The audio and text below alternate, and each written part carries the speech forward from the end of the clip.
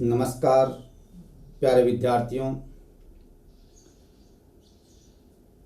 आज मैं आपके बीच कोई सब्जेक्ट से रिलेटेड या सैद्धांतिक बातें करने के लिए नहीं आया हूं। मैं पिछले 4-5 दिन से एक बात को बहुत अच्छी तरीके से देख रहा हूं कि विद्यार्थियों के जीवन के साथ जो खिलवाड़ हो रही है और जो लोग सरकारी नौकरी में अपनी लाइफ को देख रहे हैं, अपनी प्रतिष्ठा को देख रहे हैं और जिस संस्था पर ये प्रतिष्ठा कायम करने या ये मेरिट निर्धारण करने या योग्यता निर्धारण करने की ड्यूटी है, यदि वही संस्था वही बाढ़ यदि खेत को खाने लग जाए तो मुझे एक बात समझ में नहीं आती कि उन योग्यताओं का क्या होगा, उन प्रतिभाओं का क्या होगा, उन दक्षता का क्या होगा। मेरा ये मानना है और डॉक्टर भीमराव अंबेडकर साहब ने ये कहा भी था कि हमारे देश के अंदर ये 4 संस्थाएं, पहली सार्वजनिक धन की संरक्षक संस्था जिसको आप कैग कहते हैं, दूसरा लोकतंत्र की संरक्षक संस्था जिसको आप इलेक्शन कमीशन कहते हैं, और मेरिट पद्धति की निर्धारक और योग्यता की निर्धारक जो संस्था है जिसको आप संघ लोक सेवा आयोग और राज्य लोक सेवा आयोग कहते हैं, और जो हमारे अधिकारों और संविधान की व्याख्या करता जो संस्था है जिसको हम सुप्रीम कोर्ट कहते हैं। ये संस्थाएं यदि कहीं पर भी इनकी स्वतंत्रता को ठेस पहुंचती है तो इसका मतलब यह है कि वहाँ के हमारे देश में शासन व्यवस्था में कहीं न कहीं मिस्टेक है, कहीं न कहीं गिरावट आई है। और इन संस्थाओं में मेरे ख्याल से विद्यार्थियों के जीवन के साथ, मैं कहूँगा ये आर्टिकल 21 के साथ उनके जीवन के साथ इतनी गहराई से जुड़ी हुई संस्था है। उस संस्था का नाम यूपीएससी है, आरपीएससी है। और मेरा ये मानना है इस संस्था के लिए हमने एक बहुत लंबी लड़ाई लड़ी थी, तब जाकर हिंदुस्तान में ली कमीशन बना था 1923 में। और जब ली कमीशन की संस्तुतियों के आधार पर यूनियन के अंदर, हमारा उस समय यूनियन ही सेंट्रल हुआ करता था, उस समय सेंट्रल पब्लिक सर्विस कमीशन का गठन किया गया था जो 1926 में।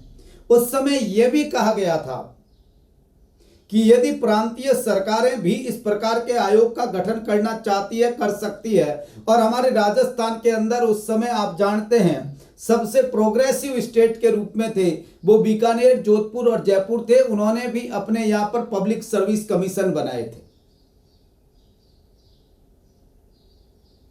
ये प्रावधान जो 1935 में बाद में किए गए थे, यही प्रावधान बाद में कॉन्स्टिट्यूशन में हूबहू का मतलब आप समझ गए हैं, वैसे के वैसे उतार दिए गए।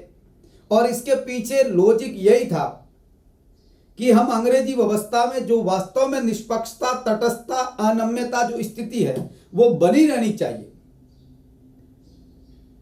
वो अनामता की स्थिति के साथ किसी प्रकार का कोई नुकसान होना नहीं चाहिए। और पार्लियामेंट्री सिस्टम में यह बहुत जरूरी बात भी होती है। राजस्थान में एक ऑर्डिनेंस जारी किया गया 20 दिसंबर 1949 को, और उसके आधार पर 22 दिसंबर 1949 को राज्य लोक सेवा आयोग का गठन हुआ। एक बहुत बड़े न्यायाधीश, हाईकोर्ट के न्यायाधीश एस.के. घोष साहब को इस संस्था का अध्यक्ष बनाया गया, यह काम दिया गया। मेरे ख्याल से कितनी बड़ी सोच होगी, हमें सोचना चाहिए। और यह पहुंचने वाला आदमी कितना बड़ा होता है, कितना रेस्पॉन्सिबल होता है। लोग सरकार की तरफ दूसरी दृष्टि से देखते हैं, कोर्ट की तरफ दूसरी दृष्टि से देखते हैं, और जहां ये संस्थाएं भर्ती करती है उनकी तरफ दूसरी दृष्टि से देखते हैं। ये उन गरीबों के, उन विद्यार्थियों के जो कड़ी मेहनत करते हैं रात दिन, उनके आंखों का ये पानी होते हैं।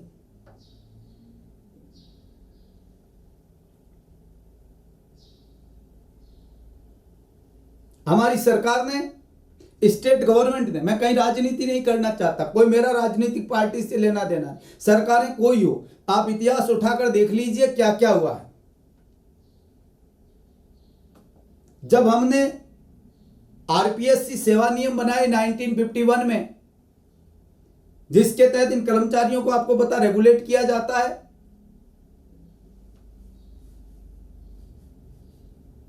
कार्यों की सीमा को नियंत्रित किया जाता है, ये 51 के रूल के तहत होता है। मैं उन पर ज्यादा डिस्कस नहीं करना चाहता, क्योंकि मुझे पता है इन बातों का कहीं वहां यूज हो ही नहीं रहा है, ये बातें वहां काम कर ही नहीं रही है, इसलिए तो ये सवाल खड़े हुए ही हुए हैं। और हुए ही क्यों हैं?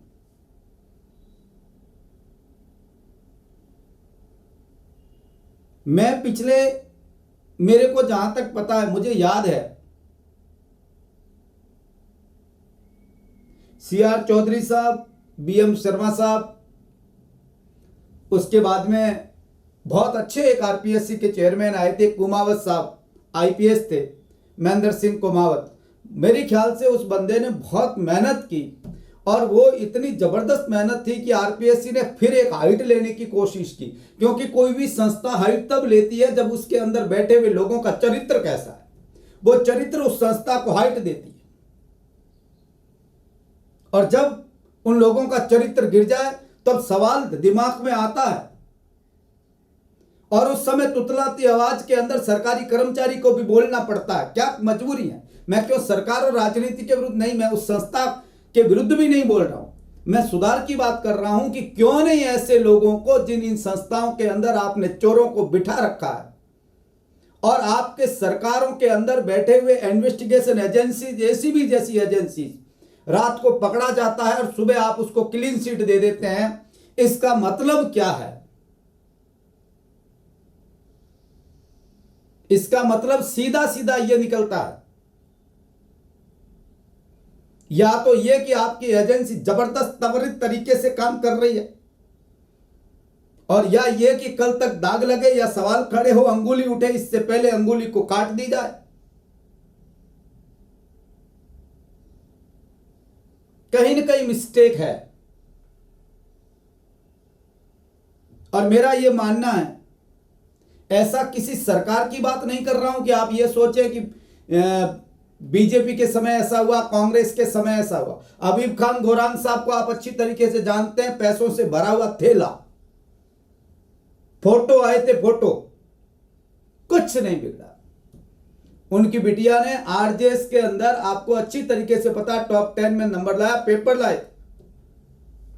जो संस्था पेपर लेने की ड्यूटी रखती है, उसका चेयरमैन यदि पेपर लाता है और अपनी बेटों को, बेटियों को देता है, यह बात उस समय छपी थी। मगर इस समय तो इतनी छपी एसआई की भर्ती में कि एक एक के बाप के 3-3, 4-4 बेटे सब एसआई। आरपीएससी के पूर्व मेंबर के यदि दोनों बेटे बेटी टॉप 10 में नंबर लाकर अपना यदि जगह बना लेते हैं, तो मैं नहीं कहता प्रतिभा की कमी होगी, प्रतिभा उसमें, मैं ये नहीं कह रहा हूं वो नहीं ला सकते, कैसे लाए, ये नहीं है। किसी मेंबर का बेटा होना कोई गलत नहीं है, मगर सवाल तो खड़े होते ही होते हैं कि वो जिस समय जब पेपर हो रहे हैं तब आरपीएससी में मेंबर है। हम, आपको पता है, हमारा रिलेटिव एग्जाम की ड्यूटी में बैठ रहा हो ना सेंटर पर, हमारी ड्यूटी बनती है, हम पहले दिन लिख के दें कि हमारा यहाँ रिलेटिव है, वो एग्जाम दे रहा है, हम इस सेंटर पर ड्यूटी नहीं दे सकते।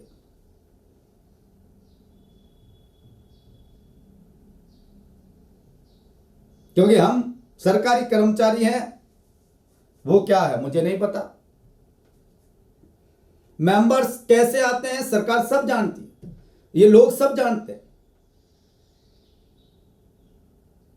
इनके विरुद्ध कोई कार्रवाई नहीं होती। हम कौन सी इनके विरुद्ध कार्रवाई करके हटाना, बर्खास्त करना, टर्मिनेट करने की बात नहीं कह रहे। हम तो कह रहे हैं इन चोरों का काम रोक दो, जो काम हमें प्रभावित कर रहा है वो हमें रोक दीजिए।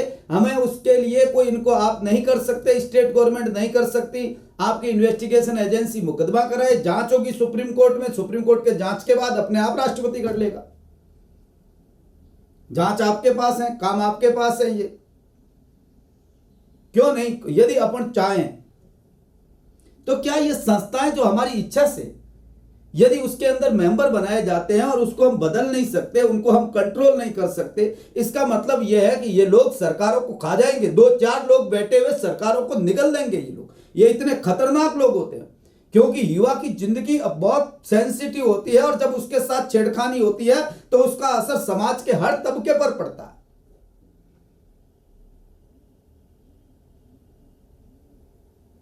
गौरांग साहब को बाद में त्याग पत्र दिया, कैसे दिया आप सब जानते हैं, कहने की मतलब नहीं। उन्होंने तो बात भी स्वीकार भी की थी कि आरपीएससी में ऐसे मेंबर थोड़े बनते,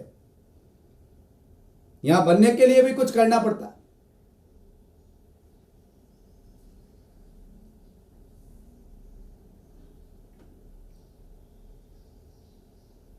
इससे पहले कार्यवाहक चेयरमैन रहे व्यक्ति प्रेजेंट टाइम में, आपको पता, जो जसवंत सिंह राठी साहब, वो कार्यवाहक चेयरमैन भी रहे।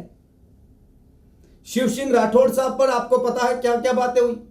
इस बात पर 1-2 दिन पहले आपको अच्छी तरीके से पता है, ईओ के, मैं मतलब रियल में ये मैं कहना नहीं चाहता, मुझे बहुत अजीबोगरीब लगा। आप ओएमआर सीट चेंज कर लेते हैं तो एग्जाम क्यों करवा रहे हो यार। ओएमआर सीट के अंदर जिसने आरोप लगाया 40 लाख रुपए मांगे गए, कितने नंबर चाहिए हम बताते हैं आपको।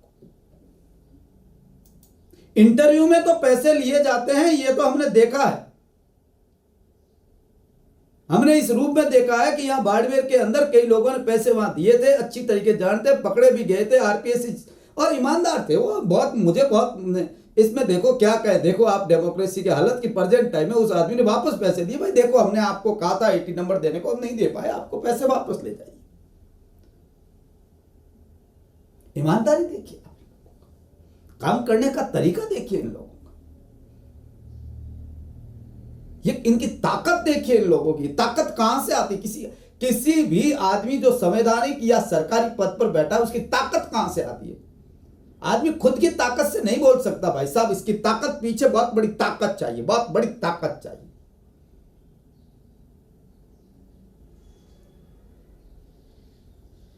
एसआई की भर्ती में एक गांव से 100 जिसमें टीचर नहीं बनते, मैं कह रहा हूं 30 से 40 हजार की पोस्ट आती है, उसमें नहीं। आपने 795 पोस्ट में यदि एक ही जगह से 150 यदि आपने एसआई बना दिए, यह पहली बार नहीं हुआ, इससे पहले भी इस डिस्ट्रिक्ट से 200 एसआई बन चुके जो ट्रक के ड्राइवर थे।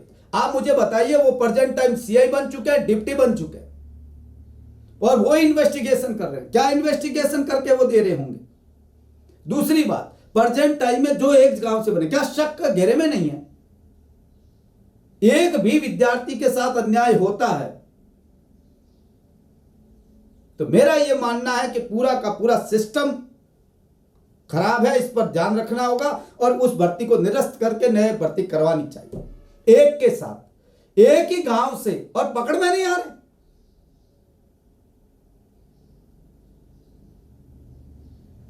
क्या बात कर रहे हो, सरकारी चमड़ी है। और यदि इस पे इस चीज में भी वो आदमी समझ में नहीं आ रहा है, कैसे, मतलब संभव ही नहीं है।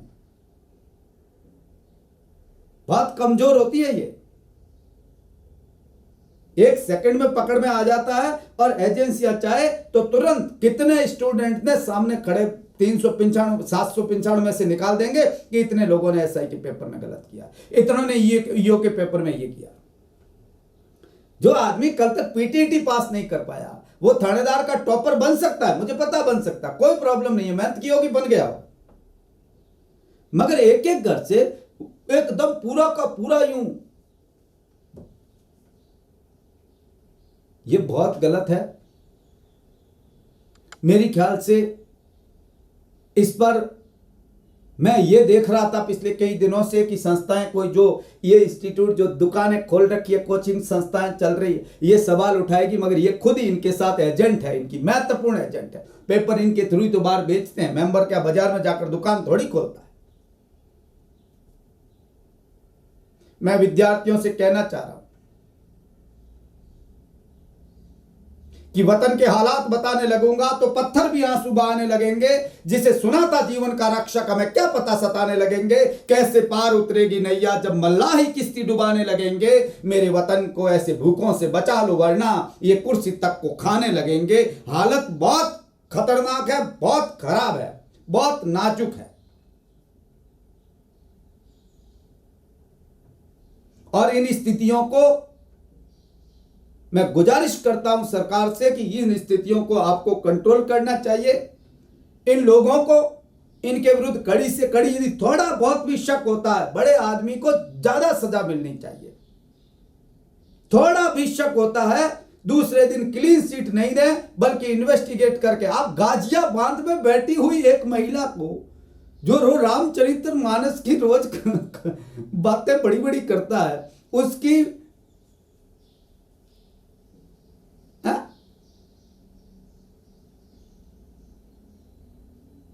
वो वहां पर नाम आया और दूसरे दिन क्लीन सीट किया। देखो तो सही, मुझे मतलब अजीबोगरीब तब लगता है साहब।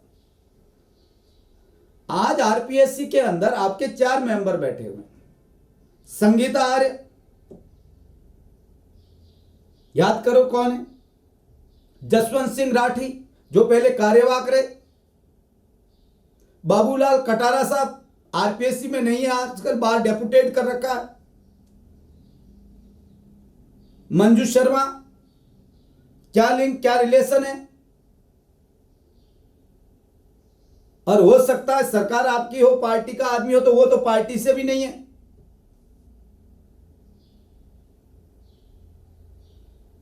ये गैंग गलत बनाई गई। आरपीएससी में मैं कह रहा हूं कि आरपीएससी अब वो स्टेशन हो गया है जहां से सरकारें ये खाने का काम करेगी। ये इतना बड़ा डायनासोर बन चुका है। इसलिए सरकारों को ऐसी संस्थाओं के प्रति संवेदनशील रहते हुए यहां प्रतिष्ठित ईमानदार लोग जो अपनी चमड़ी बेच ले मगर दमड़ी नहीं ले, ऐसे आदमी वहां चाहिए। और मैं ये मानता हूं कि मक्खन डूबा नहीं है।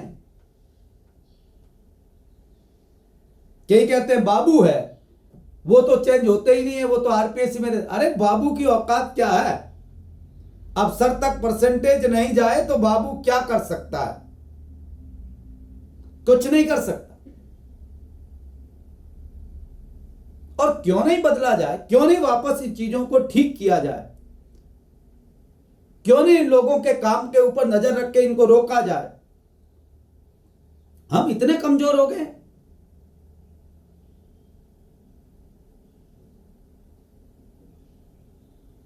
हमें सोचना चाहिए, मेरा ये मानना है।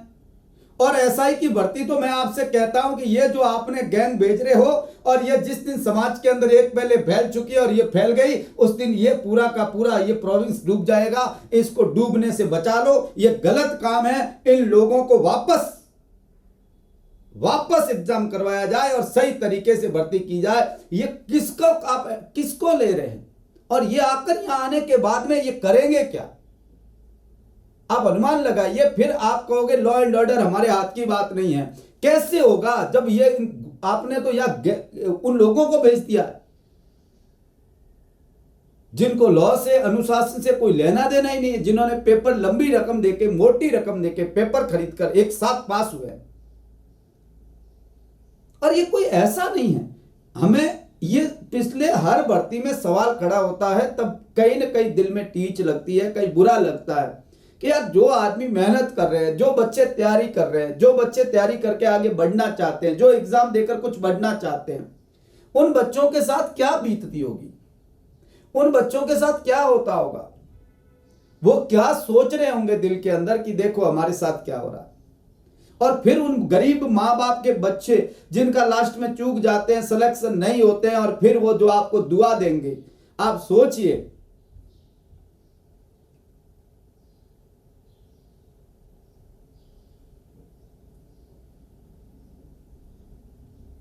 दुआ में तो ताकत बहुत होती है। 8.5 लाख लोगों ने एग्जाम दिया है साहब, और खुले आम पेपर बिका है। एक भर्ती का नहीं कह रहा हूं। ईओ के अंदर सवाल नहीं खड़े होते कि पेम्बर में एक महिला दो, उसने कहा है, मैं आपको बताऊं, जो बंदे ने जैसे सीधा गोपाल वो केशावत थे, उन्होंने सीधा कहा कि 2 महिला मेंबर इसमें शामिल हैं। कौन है? दूसरे दिन आ गया, नहीं कोई नहीं है, सब क्लीन सीट, नाम ऐसे ही ले लिया गया।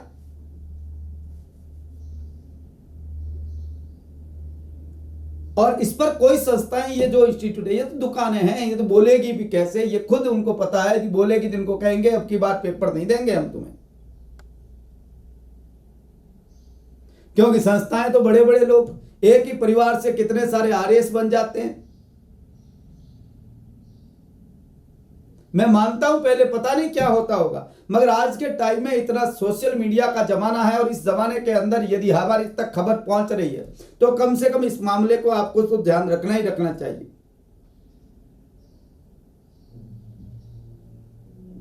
और आप पूछे उनसे और वो ये जवाब नहीं दे पाए कि हो क्या, हुआ क्या। मेरे जैसे आदमी को दीजिए, 1 मिनट में बता दूंगा ये कौन सी चीज हुई। कैसे नहीं हो सकता साहब, कैसे नहीं हो सकता। गुजारिश है, और मैं विद्यार्थियों से भी ये कहना चाह रहा हूं, हमें इस मामले में संवेदनशील होना चाहिए। बंद कमरे में बैठकर, मुझे पता है आप बहुत मेहनत करते हैं, मुझे पता है आपकी आंखों के अंदर आपके माँ बाप के सपने हैं, मुझे पता है आप बहुत कुछ सोचते हैं, मुझे पता है आप डरते भी हैं, हर कोई डरता है। मगर विद्यार्थियों, जब आपके जीवन के साथ खिलवाड़ हो और आपके जीवन के साथ खेल भी खुलेआम हो, जब उन चीजों को भी आप यदि सवाल नहीं खड़े करोगे तो गलत है। और यदि अत्याचार देखता हुआ भी आदमी यदि अत्याचार के विरुद्ध नहीं बोले, तो मैं ये मानता हूं कि उस आदमी की भी मौन स्वीकृति इस मामले में शामिल है।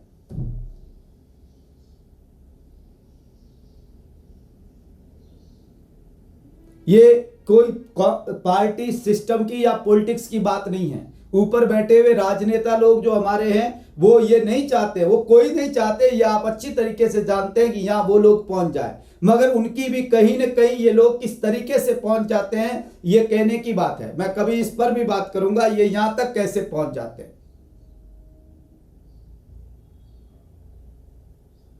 व्यवस्था के अंदर कहीं ना कहीं मजबूरी होती है, मगर मेरा कहने का मतलब यह है, कुछ संस्थाएं बहुत जरूरी हैं, अधीनस्थ बोर्ड जैसी संस्थाएं, जहां पर वो ये कह रहे हैं कि साहब हम तो इंटरव्यू में पैसे नहीं लेते, फिर पेपर नहीं बेचेंगे तो कहां से कमाएंगे।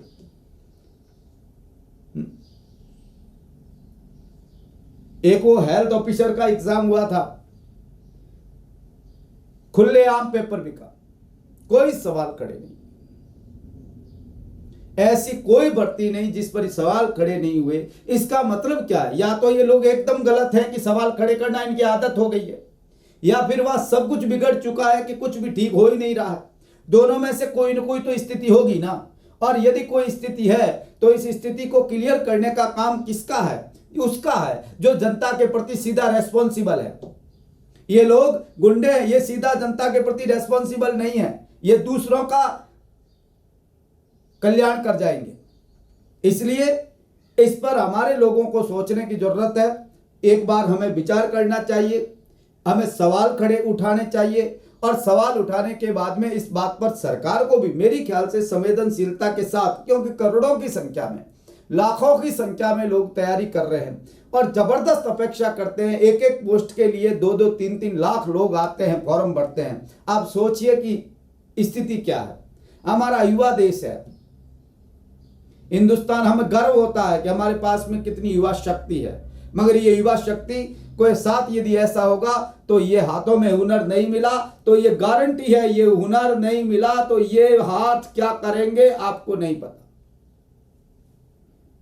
इसलिए इन लोगों के हुनर की इज्जत करने वाली, हुनर को तय करने वाली जो संस्थाएं हैं, उनको बहुत ढंग से तैयार की जाए, और जो काम कर रहे हैं प्रेजेंट टाइम, जिन पर सवाल खड़े हो रहे हैं, उनके विरुद्ध इन्वेस्टिगेट करके ऐसी सजा दी जाए,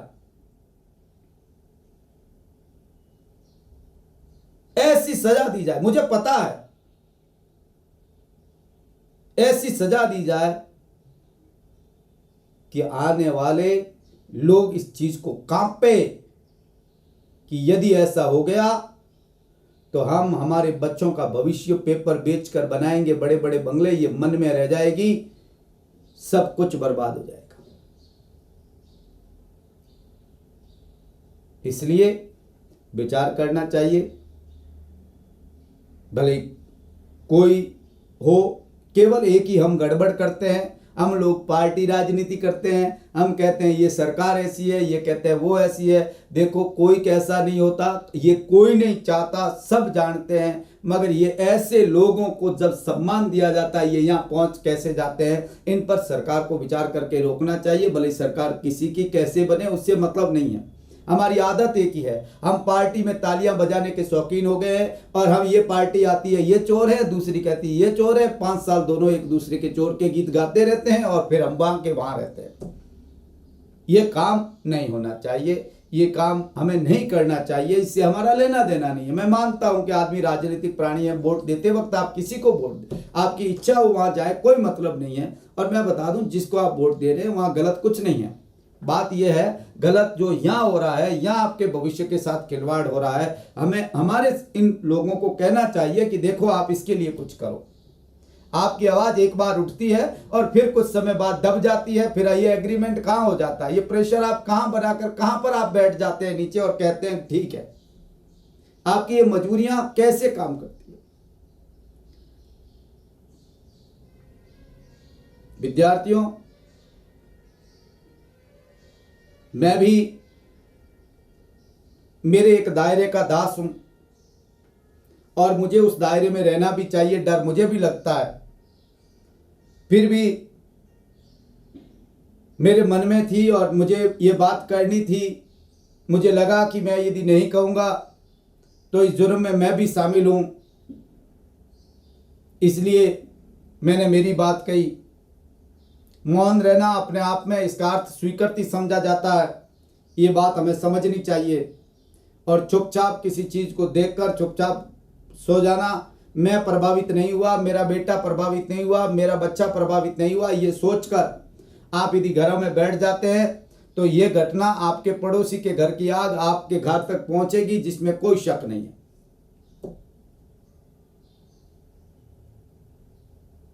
और हर किसी का हित इसके साथ जुड़े हुए हैं। यदि वहां से गलत लोग आए तो वो भी आपको प्रभावित करेंगे यहां आने के बाद।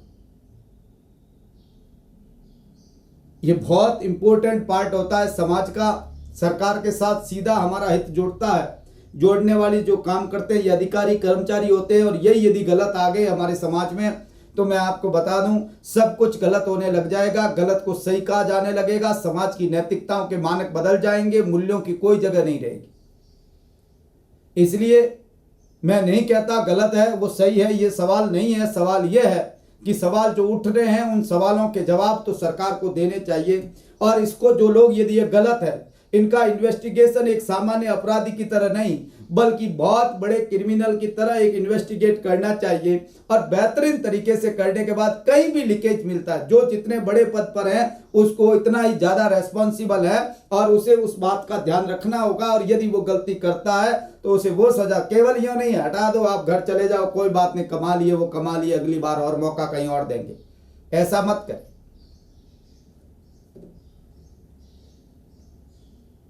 दूध का धुला हुआ कौन है क्या है मैं ये नहीं कहना चाहता, क्योंकि सवाल तो पिछले ये 15 साल से यहाँ सवाल खड़े हो रहे हैं, सरकारें 3 बदल चुकी है, काम कुछ हुआ नहीं है। इसलिए मैं तो ये बात कहने आया हूँ, यदि आपको बात ठीक लगती है तो जरूर आप अपने भी दिल में उतार कर आप और किसी को कहें। और यदि आपको लगता है कि नहीं ये सुधार की क्या कर सकते हैं, इसमें हम कुछ नहीं कर सकते, तो विद्यार्थियों चुपचाप कुराली पड़ी है, ओढ़ के सो जाओ। तुम्हारे बच्चों का भविष्य तुमने ओढ़ लिया है और कुछ कर नहीं सकते।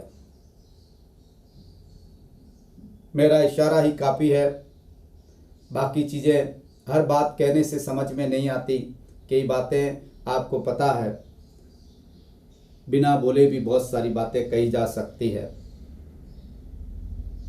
और मैंने जो बातें कही मेरी ख्याल से इसको कहीं एक ही बात मेहरबानी करके मेरा देख लेना, कहीं पर भी हमारी पार्लियामेंट्री और हमारी डेमोक्रेटिक जो पॉलिटिक्स है इसके साथ मत जोड़ देना। बस इतनी ईमानदारी आप रख लेना, बाकी जो भी आपकी मर्जी है करिए, कोई प्रॉब्लम नहीं है। केवल ये मत जोड़िए कि ये पार्टी ठीक है, ये पार्टी गंदी है, ये खराब है। देखो कोई हो, अपनी जगह आने के बाद में सब लोग अपने अपना रंग दिखाते हैं और ये लोगों का रंग है।